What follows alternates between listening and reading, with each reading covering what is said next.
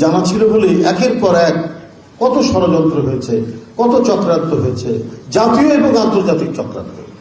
দেশনেত্রী বেগম খালেদা জিয়া তো nationalist leader, এবং ন্যাশনালিস্ট লিডারের যে পরিণতি হয়, যে নিপীড়ন নির্যাতন সহ্য করতে হয়, যেভাবে তাকে নানাভাবে নানা চক্রান্তে আক্রান্ত হতে হয়, সব কিছুই তার উপর দিয়ে হয়েছে। আক্রান্ত তিনি হয়েছেন, কিন্তু এই বড় বড় চক্রান্ত এবং ঘটনাগুলো, এই সমস্যাগুলোকে তিনি পার করে দিতে পেরেছেন। দুইবার অত্যন্ত সাফল্যের সাথে তিনি দেশ পরিচালনা করতে পেরেছেন তার এই স্বচ্ছ দৃষ্টিভঙ্গির জন্য। কি হয়নি? 64টির মধ্যে 23টি জেলা সদরে আপনার বোম ফুটানো হয়েছে।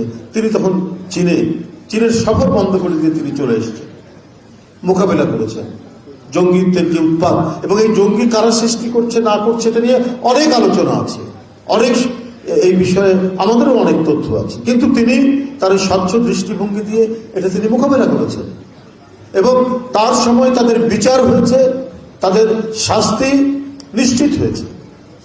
অথচ এটি নিয়ে কত বিষোদ্গার করেছে শেখ হাসিনা, এবং আন্তর্জাতিক সম্প্রদায়ের কাছে বিদেশে গিয়ে, ফ্রান্সে গিয়ে, আমেরিকায় গিয়ে, জাতিসংঘে গিয়ে বারবার সে ক্ষমতা আসার পরেও এই সমস্ত জঙ্গিবাদের উত্থান, বেগম খালেদা জিয়ার জড়িত, অমুক তমুক নানা কথা বলেছেন, কিন্তু উনি এটা প্রমাণ করতে পারেননি।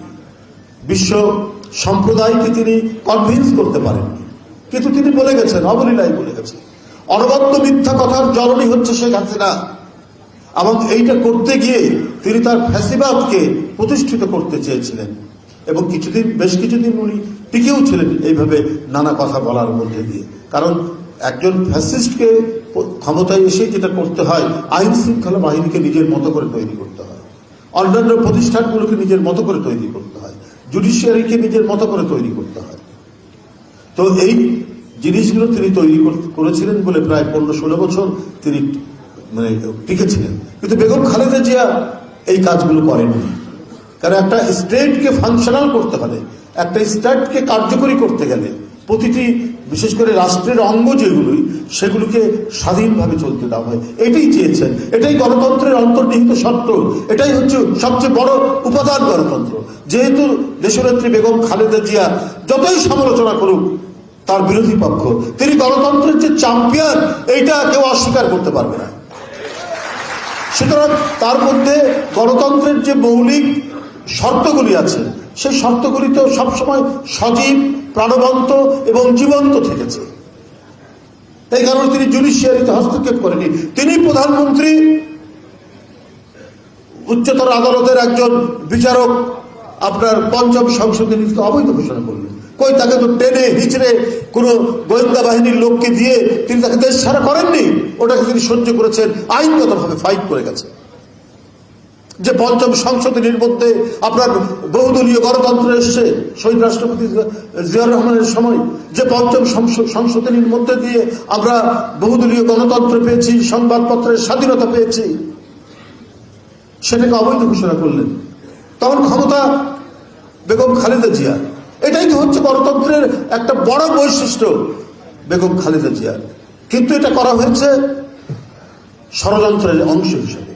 সেই লোক পরে চিফ জাস্টিস হয়েছেন, তত্ত্বাবধায়ক সরকার ব্যবস্থা বাতিল করেছেন, যে তত্ত্বাবধায়কের জন্য আগুন দিয়ে পুড়িয়ে ছারখার করেছিল বাংলাদেশ শেখ হাসিনা, সেই তত্ত্বাবধায়ক সরকার তাদের নিজেদের স্বার্থে বাতিল করেছিল সেই প্রধান বিচারপতি, এবং তাকে পুরস্কার হিসাবে আবার তাকে আইন কমিশনের চেয়ারম্যান করা হয়েছে। এটা ফ্যাসিবাদের লক্ষণ। আর বেগম খালেদা জিয়া তার বিরুদ্ধে কোনো ব্যবস্থাই নিলেন না। না, বিচার বিভাগ স্বাধীন, ঠিক আছে, আমরা আইনি লড়াই করব। আমাকে কিছু বিএনপির বুদ্ধিজীবী খুব ক্ষোভ প্রকাশ করে বলছিলেন যে শিল্পকলা একাডেমির ডিজি ওই সময় একজন ছিলেন, উনি নাম করা সাংস্কৃতিক ব্যক্তিত্ব, কিন্তু একটু আওয়ামী মনা। তো তারা বেগম খালেদা জিয়াকে বলেছেন যে একটা আওয়ামী মনা লোক শিল্পকলার ডিজি। তো ম্যাডাম বলেছেন যে দেখুন, আমি প্রধানমন্ত্রী, এই দেশে কি আর অন্য কোনো আদর্শের মানুষ কেউ কোনো চাকরি করতে পারবে না? তো তারা খুব ক্ষুব্ধ হয়ে চলে এসেছিলেন যে আমরা সব বিএনপির লোক, আমাদের এত কবি সাহিত্যিক আছে, কিন্তু কেন এটা? কিন্তু আমি এই কথা সাইড দিয়ে শুনছিলাম, আমি কিন্তু গর্ববোধ করেছি যে এটাই তো হচ্ছে একটা ডেমোক্রেটিক লিডারশিপ। কিসিঞ্জার ছিলেন ডেমোক্রেটিক পার্টির পলিটিক্যাল প্রেসিডেন্টের প্রেসিডেন্টের সহকারী, কিন্তু তার যোগ্যতা প্রতিভা খেয়াল করেছিলেন নিক্সন। Republican party. উনি ফিরে এসে উনি যখন ক্ষমতায় আসলেন, তাকে প্রেসিডেন্টের বিশেষ সহকারী, তিনি তাকে কনভিন্স করে তার উপরে নিয়েছেন। আমার কাছে তো দেশ বড়, বেগম জিয়ার যে স্লোগানটি আজকে জনপ্রিয়, দলের চেয়ে দেশ বড়, এই দেশ বড়, এটা শেখ হাসিনার মতো আপনার ভণ্ডামির কথা বলতেন না। মুক্তিযুদ্ধের চেতনা বলতে বলতে একেবারে গলায় ঘা করে ফেলেছিল শেখ হাসিনা, অথচ এই মুক্তিযোদ্ধার চেতনা ছিল টাকা পাচার, টাকা হরিলুট, বাংলাদেশ ব্যাংকে একেবারে অতলে নিয়ে যাওয়া এবং দেশকে চিরদিনের জন্য আপনার কি বলে তার স্বাধীনতাকে বন্ধক রাখা ভারতের কাছে, এই কাজগুলো করতেন। কিন্তু বেগম খালেদা জিয়া এই কাজটি করেননি। বেগম খালেদা জিয়া প্রত্যেকটি রাষ্ট্রের প্রতিষ্ঠান স্বয়ংসম্পূর্ণ হোক, স্বাধীন থাক, এই কাজগুলি করেছিলেন। এটাই হচ্ছে তার সবচেয়ে বড় কৃতিত্ব। এবং সমাজের নানা শ্রেণী পেশার মানুষ থাকবে, নানা মতের মানুষ থাকবে, কিন্তু প্রতিভাবান লোক সে যদি অন্য মতেরও হয় তাকেও ডিস্টার্ব করা যাবে না। এটাই তো হচ্ছে এক প্রকৃত রাষ্ট্রনায়কের বৈশিষ্ট্য। সেই বৈশিষ্ট্য তো আমরা বেগম খালেদা জিয়ার তার রাষ্ট্র পরিচালনার মধ্যে দিয়ে, তার বিরোধী দলের নেত্রী হিসাবে আমরা এই গুণাবলীগুলোই পেয়েছি। আবার সত্য এবং ন্যায়ের প্রশ্নে তিনি যা ভেবেছেন এবং জনগণের কাছে যে অঙ্গীকার করেছেন, এখান থেকে তিনি ফেরত আসেননি, রিজিড থেকেছেন, শক্ত থেকেছেন। দেশ পরিচালনার ক্ষেত্রে ফ্লেক্সিবল থেকেছেন, মানে সবাইকে অ্যাকোমোডেট করার চেষ্টা করেছেন, যেটা একজন প্রকৃত রাষ্ট্রনায়ক করে। দেশের স্বাধীনতা সার্বভৌমত্বের প্রশ্নে আপোষ নেই, গণতন্ত্রের প্রশ্নে আপোষ নেই। উনি তো বিধ্বংসী আন্দোলন করছে, কিন্তু তত্ত্বাবধায়ক সরকার ব্যবস্থা মেনে নিয়েছিলেন এবং ওইটার উপরেই তিনি থেকেছেন। তত্ত্বাবধায়ক সরকার ব্যবস্থাতে বিলুপ্ত করেননি যে তোরা এইটা এইভাবে করেছিস, আমি এটা বিলুপ্ত, আমি ক্ষমতা আসলে বিলুপ্ত করব না। তিনি যখন এটা মেনে নিয়েছেন, বিলুপ্ত করেননি। তো একটা গণতান্ত্রিক চিন্তা চেতনার যে মানে তিনি যে ধারণ করতেন নিজের বুকে, এবং সেটা যে সত্যিকার ভাবেই যে ধারণ করতেন, সেটা তার কর্মের মধ্যে দিয়ে, তার জীবনের মধ্যে দিয়ে প্রকাশ করেছেন। আরেকটা হচ্ছে যে আমরা কাছে থেকে তো দেখেছি কি অসাধারণ বৈশিষ্ট্য। কোনদিন তাকে যারা আক্রমণ করছে, কি অশ্লীল কথা বলেছে শেখ হাসিনা সরারদির ময়দানে, আমার মনে আছে কত কিছু নিয়ে বলেছে।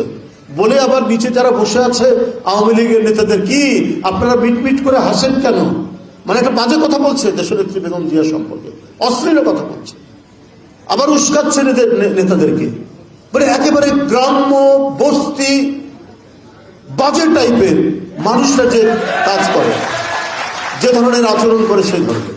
কিন্তু এর প্রতি উত্তরে আমি কোথাও কখনো কোনো জায়গায় তার কাউন্টারে একটা বাজে কথা, একটা নোংরা কথা উচ্চারণ করতে দেখিনি। কত সম্ভ্রম এবং সহ্য গুণ নিয়ে তিনি তার বিরুদ্ধে, মানে একটা হচ্ছে পলিটিক্যাল সমালোচনা, সেটা তো ভিন্ন ব্যাপার, কিন্তু যখন ব্যক্তিগতভাবে মিথ্যা এবং অশ্লীল কথা যখন তার বিরুদ্ধে বলা হয়, সেটার বিরুদ্ধেও তিনি পাল্টা কোনোদিন এই কথা বলেননি। এই কারণেই তো আজকে হাজার হাজার তরুণ বৃদ্ধ তার প্রতি, মানে তিনি যখন অসুস্থ হচ্ছেন, তাকে যখন বন্দিশালা, মানে কি, ওটা তো একটা অন্ধকূপ, পুরনো জেলখানার মধ্যে একটা ভগ্ন স্তূপের ভিতরে তাকে রাখা হয়েছে। ওটা তো একটা কবরখানা ছিল, ওটা তো একটা কবর যেখানে তাকে বন্দি করে রাখা হয়েছে। তার প্রতি মানুষের যে সহানুভূতি, তার প্রতি মানুষের যে আকুলতা, কারণ এমন একজন নেত্রী যিনি তার দেশ এবং মানুষ ছেড়ে কখনোই কারোর সাথে আপোষ করেননি। হ্যাঁ, নির্যাতন সহ্য করেছেন, অসংখ্য নির্যাতন সহ্য করেছেন, কিন্তু কখনো তিনি পিছপা